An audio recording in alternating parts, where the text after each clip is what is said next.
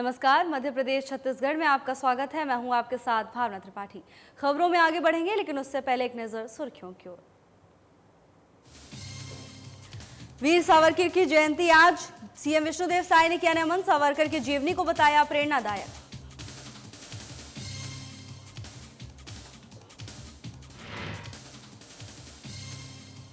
Raipur police को मिली बड़ी सफलता। लॉरेंस समन गैंग के शार्प शूटर को किया गिरफ्तार। सीएम विष्णुदेव साय ने थपथपाई पुलिस की पीठ।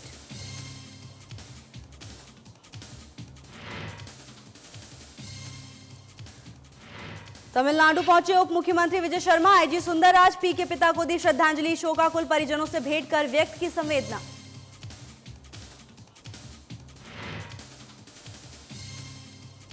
प्रेशर बम की चपेट में आने से महिला घायल। घायल महिला का एम्स में चल रहा इलाज। घायल महिला से अस्पताल में मिले डिप्टी सीएम।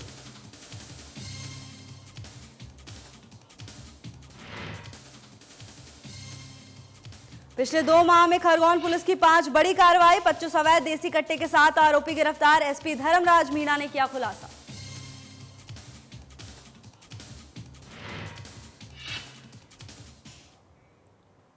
महान स्वतंत्रता सेनानी स्वातंत्र्य वीर सावरकर की जयंती पर मुख्यमंत्री विष्णुदेव साय ने उन्हें नमन किया है। उन्होंने सावरकर की जीवन गाथा को समस्त भारतीयों के लिए प्रेरणादायक बताया। बता दें कि मुख्यमंत्री विष्णुदेव साय ने अपने एक्स अकाउंट पर ट्वीट कर कहा कि मेरे प्रिय छत्तीसगढ़ के वासियों, आप सभी को मेरा जोहार। नमस्कार। आज 28 मई को महान स्वतंत्रता सेनानी वीर सावरकर जी की जयंती है। उनके त्याग, साहस और संकल्प शक्ति से जुड़ी गाथाएं आज भी हम सबको प्रेरित करती हैं। मेरे प्रिय छत्तीसगढ़ के वासियों, आप सभी को मेरा जोहार, नमस्कार। आज 28 मई को महान स्वतंत्रता सेनानी वीर सावरकर जी की जयंती है।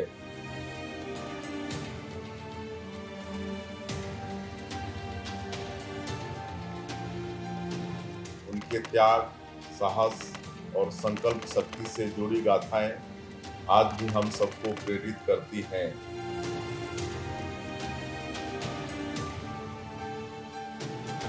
वीर सावरकर का व्यक्तित्व दृढ़ता और विशालता से समाहित था। महान देशभक्त और स्वतंत्रता सेनानी विनायक दामोदर सावरकर जी को आज उनकी जयंती पर सत सत नमन। जय हिंद, जय छत्तीसगढ़।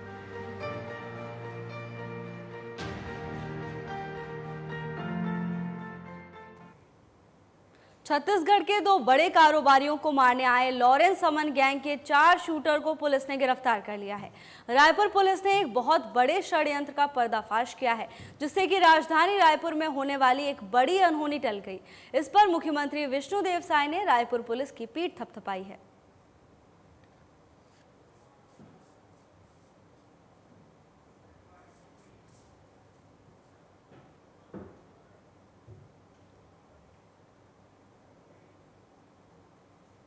उप मुख्यमंत्री विजय शर्मा ने तमिलनाडु पहुंचकर आईजी सुंदरराज के पिता को श्रद्धांजलि दी।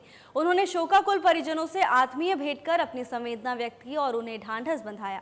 आपको बता दें कि बस्तर आईजी सुंदरराज के पिता का पिछले दिनों उनके गृह ग्राम सरवनपट्टी में निधन हो गया। उप मुख्यमंत्री शर्मा उन्हें श्रद्धांजलि अर्पित करके उनके गृहग्राम पहुंचे। आईपीएस सुंदरराज पी पर बस्तर आईजी के दौर पर महत्वपूर्ण जिम्मेदारी है। नक्सल उन्मूलन की दिशा में बस्तर तेजी से बढ़ रहा है। ऐसे में गृह मंत्री विजय शर्मा पितृ शोक का सामना कर रहे हैं। बस्तर आईजी सुंदरराज पी और उनके परिजनों के साथ खड़े दिखे।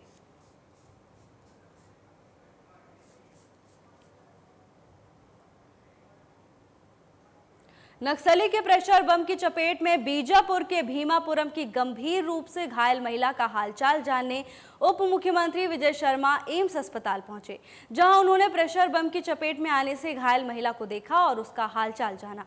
बता दें कि बीजापुर की घायल महिला का एम्स में इलाज चल रहा है। इस दौरान उप मुख्यमंत्री विजय शर्मा ने बेहतर इलाज करने की सलाह दी। डरे हुए हैं, बहुत स्पष्ट दिखता है। एम्स में नक्सल संबंधी पहला विषय आया है। एम्स अभी नहीं आता था। कल बात डायरेक्टर साहब से बातचीत करके यहाँ पर प्रारंभ किए और जिला सुकमा, विकासखंड कोंटा, थाना जगरगुंडा, ग्राम भीमापुरम से मड़कम सुक्की नामक युवती का आईडी ब्लास्ट से पैर पूरा ये हो गया है, मुश्किल से आ पाई हैं बाहर। मैं लगातार एसपी साहब से वहाँ बातचीत करता रहा, वो भी कोशिश करते रहे और जान बचाने के लिए इनको लेकर के रायपुर आया गया है, अन्यथा डेंजरस होता सब कुछ, लाइफ थ्रेटनिंग था। पैर तो शायद अभी भी नहीं बच पाएगा, परंतु जान बच जाएगी और फिर आगे जो आर्टिफिशियल पैर वगैरह होते हैं वो करेंगे इनके लिए। ऐसा ही विषय था, आपको याद होगा अन्नू लेकाम, यह भी बीजापुर का विषय था। अन्नू लेकाम जो युवा जिसका पैर आईडी ब्लास्ट के कारण ख़त्म हो गया था और यहीं बुला करके मंगा करके रामकृष्ण हॉस्पिटल में उनका इलाज कराए थे। ऐसा ही है, आपको याद है बीजापुर में ही दो बच्चे और श्रमिकों की भी मौत इसी तरह से हुई थी। नारायणपुर के छोटे डोंगर में ग्रामीण की मौत हुई थी। अभी लेटेस्ट की बात कर रहा हूँ, मैं पुरानी बात नहीं कर रहा हूँ आपको। 11 मई के गंगालूर बीजापुर में एक युवती आईडी के चपेट में, ब्लास्ट के चपेट में आई थी। ऐसे ये लेटेस्ट है मामले। तो भैया आईडी नहीं पहचानता है कि ये सुरक्षा बल के लोग हैं या जानवर हैं या फिर ये नक्सली हैं या फिर ये सिविलियंस हैं, इसलिए बस्तर भर में पूरा यहाँ से वहाँ तक बारूद बिछा कर रखना बिल्कुल अनुचित है। कहाँ हैं भाई ऐसे पूछने वाले जो जब नक्सलिज्म पर बात होती है, प्रहार किया जाता है तो खड़े होकर के बातचीत करते हैं, वो कहाँ हैं? अब खोजना पड़ेगा ना उनको। अभी क्यों नहीं पूछा जा रहा है नक्सलियों से कि क्यों किया भैया ऐसा, क्यों नहीं कहा जा रहा है? वो फिर से कुछ होगा तो फिर यही बात शुरू हो जाएगी कि ये किया और वो किया, गलत कर दिया। ये गलत नहीं है, इतने सारे और प्रकरण जब गिनाए वो गलत नहीं है। अगर ये गलत है तो नक्सलिज्म समाप्त होने के लिए बात होनी चाहिए। ऐसी दर्दनाक स्थितियां, ऐसी दर्दनाक जीवन, ऐसा नहीं होना चाहिए भैया। और इसलिए मैं सभी से आग्रह करता हूं, इस विषय पर सभी से आग्रह करता हूं कि माओवाद ने दुनिया को कुछ नहीं दिया। आने वाले 3 जून और 4 जून की दरमियानी रात, यही 1989 का वो समय था जब बीजिंग के थियानमन चौक में मैसिव मैसेकर हुआ था और उस समय जो कुछ हुआ था उसकी याद लोगों के मन में आज भी है। वही माओवाद है, वही शासन है। क्या वही शासन फिर देना चाहते हैं? करना क्या चाहते हैं भाई? लेकिन अब और ऐसी चीज़ों को नहीं सहा जाएगा, हर हाल में नहीं सहा जाएगा। मंत्री बृजमोहन अग्रवाल ने प्रदेश और राजधानी में बढ़ रहे आपराधिक प्रकरणों को लेकर कहा कि कोरोना के बाद जो सर्वे आया है उससे पता चलता है कि लोग डिप्रेशन में हैं, इसी वजह से नशे की मात्रा बढ़ी है। उन्होंने कहा कि नशे को समाप्त करने में काफी समय लगता है। कांग्रेस की सत्ता में पैसा कमाने के लिए इन लोगों ने अवैध रूप से धंधे किए हैं और अवैध चीजों को प्रोत्साहित भी किया है। अफीम, गांजा, चरस, इन सब को एडिक्ट लोगों को बनाया है। धीरे धीरे सरकार सुधार लाएगी।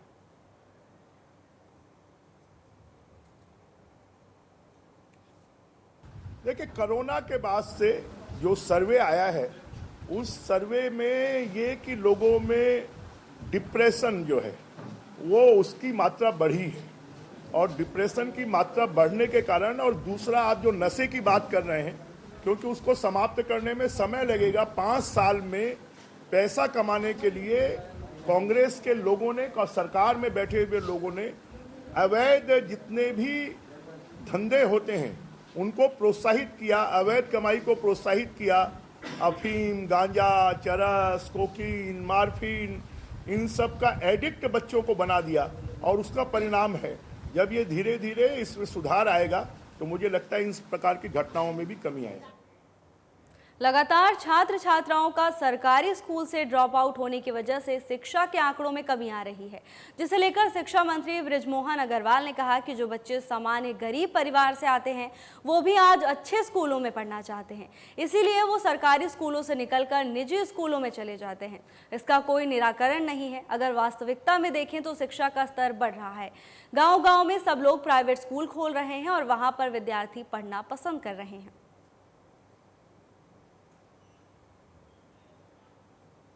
देखिए, ड्रॉप आउट नहीं बढ़ रहा है। अगर आप देखेंगे तो वो बच्चे, क्योंकि आज सामान्य से सामान्य आदमी, गरीब से गरीब आदमी अपने बच्चों को अच्छी स्कूलों में पढ़ाना चाहता है और इसलिए वो बच्चे सरकारी स्कूलों से निकलकर निजी स्कूलों में चले जाते हैं जिसका कोई रिकॉर्ड नहीं होता है, और उसके कारण ये संख्या हमारे पास में आती है।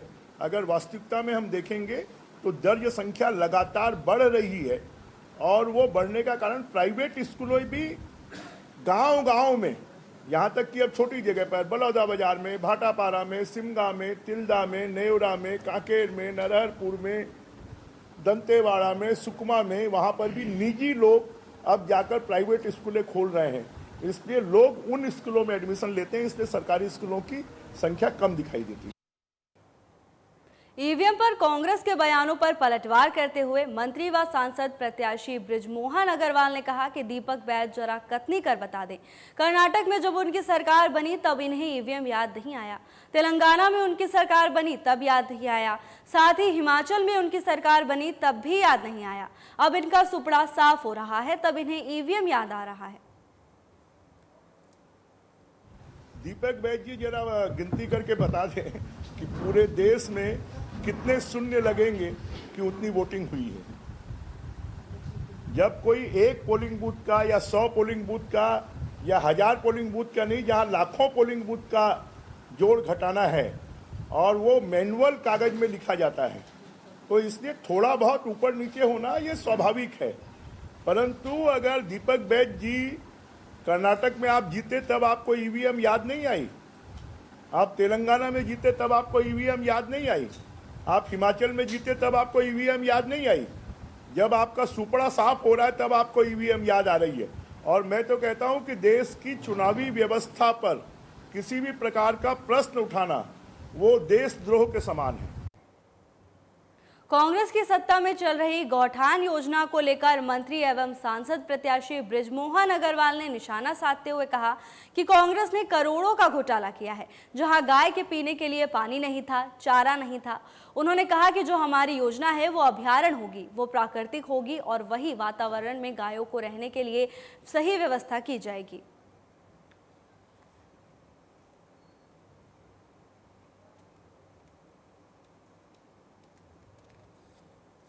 जरा बताएं गौठान में क्या हुआ, कितनी गायों की मृत्यु हुई, कितनी गायें वहां पर रहती थी, कितने अरबों करोड़ों रुपए का घोटाला हुआ, जहां पर गायों के पीने के लिए पानी नहीं था, चारा नहीं था। रीपा में महिला स्व सहायता समूहों को फंसा दिया, उनका पहले तो रीपा में कोई काम नहीं हो रहा और जहां काम हुआ है वहां पर महिलाएं अब परेशान हैं, उनके माल को कोई खरीदने के लिए तैयार नहीं है। जो अभ्यारण्य होगा वो नेचुरल होगा, प्राकृतिक होगा, और प्राकृतिक वातावरण में गायों को रहने के लिए व्यवस्था की जाएगी। मैं सोचता हूं कि इससे अच्छी सोच और कोई दूसरी नहीं होगी। प्रदेश में धर्मांतरण को लेकर लगातार राजनीति चली आई है। ऐसे में मंत्री एवं सांसद प्रत्याशी बृजमोहन अग्रवाल ने कहा, धर्मांतरण के ऊपर कानून पहले से बना हुआ है। साथ ही उन्होंने कहा कि कानून में ज्यादा कड़ाई लाने के लिए वो आचार संहिता समाप्त होने के बाद कानून लाएंगे।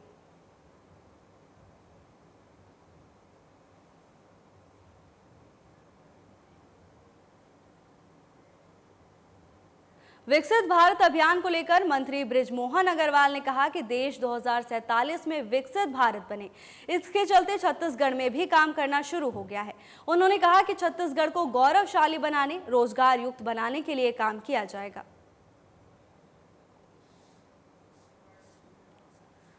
खबर रायपुर से है, जहां बृजमोहन अग्रवाल ने का बयान सामने आया है। प्रेस को संबोधित करते हुए उन्होंने कहा कि विकसित भारत 2047 को साकार करने के लिए लगातार छत्तीसगढ़ में भी काम किए जा रहे हैं।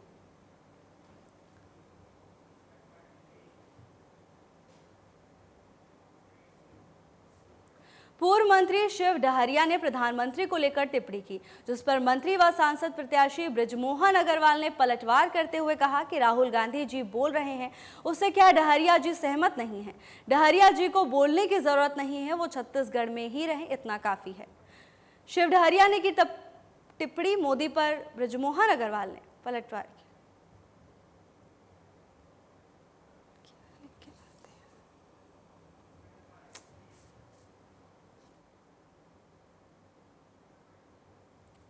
खबर रायपुर से है, जहां शिव डहरिया ने पीएम मोदी पर टिप्पणी की है, जिसको लेकर बृजमोहन अग्रवाल का बयान सामने आया है। उन्होंने शिव डहरिया की टिप्पणी पर पलटवार किया है।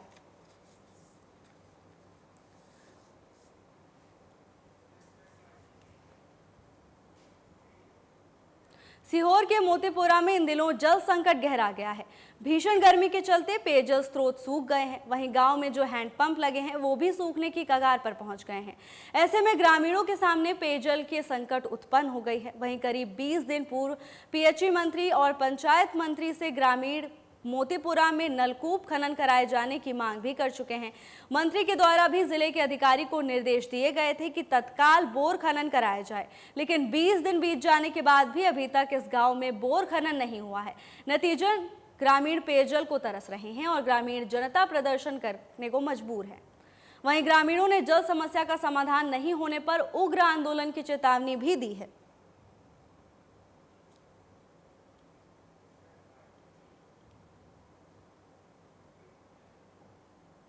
कबीरधाम जिले के पिपरिया थाना अंतर्गत एक बेटे ने अपने ही पिता की हत्या करने का मामला उजागर हुआ है। मिली जानकारी के अनुसार रात्रि में सूचना प्राप्त हुई कि ग्राम सिंघनपुरी में आरोपी आकाश बंशे ने अपने पिता की गला दबाकर हत्या कर दी है। पूछताछ में आरोपी ने बताया कि अपने पिता लक्ष्मी नारायण बंशे के द्वारा शराब के नशे में आए दिन मां से मारपीट करने और गंदी गंदी गाली देने से परेशान था। समझाने की कोशिश की थी, लेकिन पिता ने नहीं माना। फिलहाल पुलिस आरोपी को हिरासत में लेकर जांच में जुट गई है।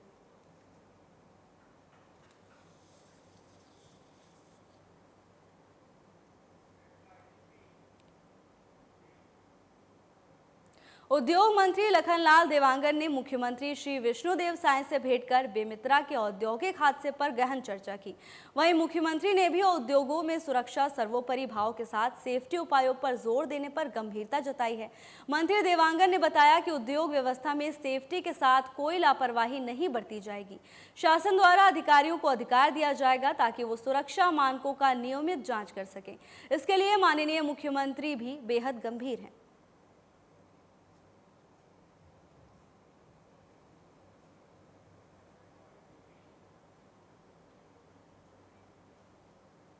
अवैध हथियारों को लेकर खरगोन पुलिस ने आचार संहिता अंतर्गत करीब 2 माह में लगातार 5वीं बड़ी कार्रवाई की है।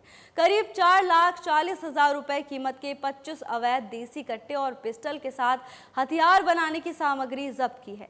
आरोपी दिलीप निवासी अंजनगांव सहित आरोपी तकदीर सिकलीगीर उर्फ कट्टा निवासी सिगनूर को किया गिरफ्तार। एसपी धर्मराज मीणा ने साधना प्लस से इस बात का खुलासा किया। इसे लेकर एसपी धर्मराज मीणा ने साधना प्लस ब्यूरो आमिर शेख से खास बातचीत की। क्या कुछ कहा, आइए आपको सुनाते हैं।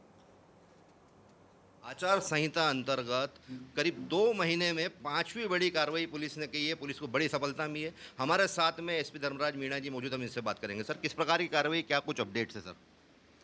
आज खरगोन पुलिस ने बीकन गांव सब डिवीज़न में बीकन गांव थाने की गोगावा बमनाला चौकी के पास में सेल्दा पुल के पास में एक रेड की कार्रवाई को अंजाम दिया, जहां पे एक व्यक्ति दिलीप पिता गोरेलाल सिसोदिया उसको पकड़ा और उसी की निशानदेही पे एक सिकलीगर जो कि सिगनूर गांव का रहने वाला है, तकदीर उर्फ कट्टा, उसको मौके से गिरफ्तार करके कुल 25 अवैध फायर आर्म्स का एक बड़ा जखीरा और साथ ही इन अवैध फायर आर्म्स को निर्माण करने वाली सामग्री को भी हम लोगों ने मौके से बरामद किया है।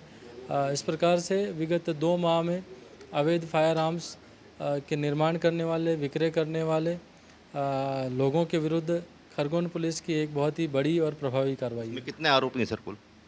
आज की इस कार्रवाई में कुल 2 आरोपियों को पुलिस ने गिरफ्तार किया है और करीब 4.5 लाख रुपए का कुल मशरूका बरामद किया है।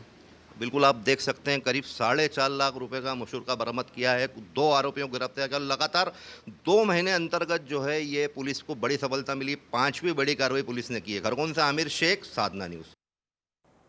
मतगणना को लेकर कलेक्टर ने बैठक की, जिसमें राजनीतिक दलों और अभिकर्ताओं ने शिरकत की। इस दौरान मतगणना को लेकर चर्चा हुई, जिसमें कलेक्टर ने कई दिशा निर्देश दिए। कलेक्टर ने बताया कि मतगणना अभिकर्ता के लिए 1 जून तक आवेदन किया जाएगा।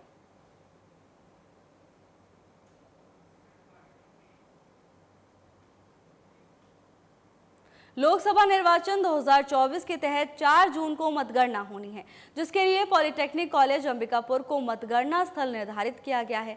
मतगणना कार्य के लिए मतगणना पर्यवेक्षक, मतगणना सहायक और माइक्रो ऑब्जर्वर की नियुक्ति की जा रही है। इसी कड़ी में कलेक्टर और जिला निर्वाचन अधिकारी विलास भोसकर की मौजूदगी में सोमवार को मतगणना पर्यवेक्षक, मतगणना सहायक और माइक्रो ऑब्जर्वर का प्रथम रेंडमाइजेशन किया जाएगा। इसमें 72 मतगणना पर्यवेक्षक, 43 मतगणना सहायक और 63 माइक्रो ऑब्जर्वर के लिए रेंडमाइजेशन किया गया है।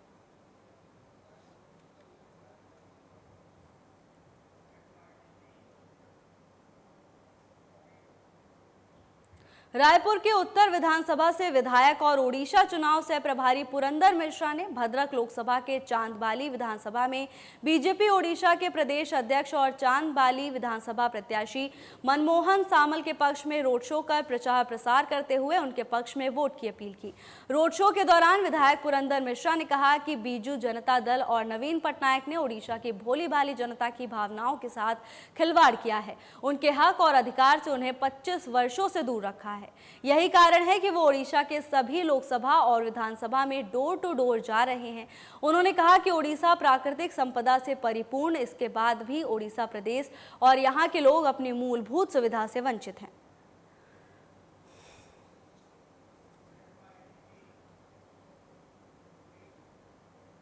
लोकसभा निर्वाचन के लिए संसदीय क्षेत्र कोरबा के मतों की गणना करने आईटी कॉलेज में स्थापित सीलबंद स्ट्रांग रूम 4 जून को मतगणना के दिन ऑब्जर्वर, रिटर्निंग ऑफिसर और राजनीतिक दलों के प्रतिनिधियों की उपस्थिति में खोले जाएंगे।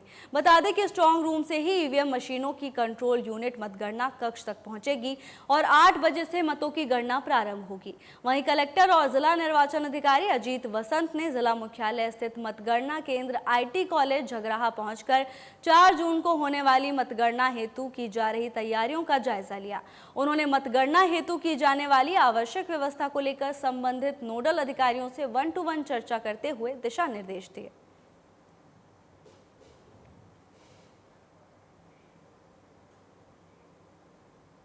रायपुर पुलिस का निजात अभियान लगातार जारी है। इसी क्रम में पुलिस ने अंतर्राष्ट्रीय गांजा तस्कर को गिरफ्तार किया है। बता दें मामला गंज थाना क्षेत्र का है, जहां आरोपी के पास से 7 किलो 700 ग्राम गांजा बरामद किया गया है, जिसकी कीमत 1.5 लाख रुपए है। बता दें कि आरोपी जयबिग वर्मा जैनपुर उत्तर प्रदेश का निवासी है।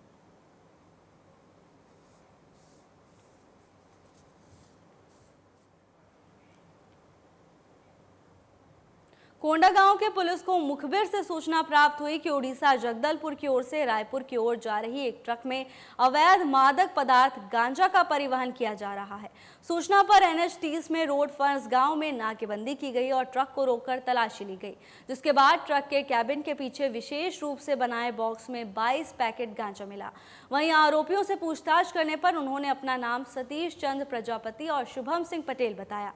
बता दें आरोपियों के कब्जे से कुल 1 क्विंटल 10 किलो गांजा जब्त किया गया।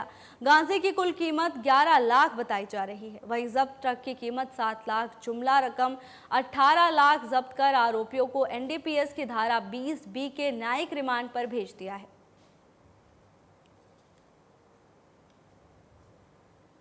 दरअसल ये मामला कल का है, जिसमें हमें जानकारी मिली थी मुखबिरों से कि एक कोई ट्रक है जो कि जगदलपुर तरफ से आ रही है और उसमें गांजा भरा हुआ है। उसकी नाकेबंदी फरस गांव में की गई और जिसको नाकेबंदी के पश्चात हमने ट्रक में जो 2 आरोपी थे उनसे पूछताछ की। उनके द्वारा बताया गया कि इसमें अवैध गांजा रखा हुआ है। दोनों ने अपना नाम बताया, सतीश चंद्र प्रजापति पिता प्रेमपाल सिंह यूपी से एवं शुभम सिंह पटेल, ये भी निवासी लबेद जिला चित्रकूट उत्तर प्रदेश के हैं। उन्होंने बताया कि फरस गांव निवासी सुब्रत राय उर्फ सुब्बू उन्हें 20,000 रुपये प्रति ट्रिप के हिसाब से अवेलेबल कराता था और जब हमने गांजा उसमें तौल कराया तो उसमें लगभग 1 क्विंटल 10 किलोग्राम जब्त किया गया है गांजा और साथ ही जो ट्रक है उसकी भी कीमत लगभग 7 लाख रुपए है और जब्त गांजा की कीमत लगभग 11 लाख रुपए है और उक्त के खिलाफ में 20B NDPS एक्ट के तहत कार्रवाई की जाकर उन्हें गिरफ्तार कर यहाँ न्यायिक रिमांड पर भेजा जा रहा है। फिलहाल के लिए बस इतना ही। जल्द हाजिर होंगे नई अपडेट्स के साथ। नमस्कार।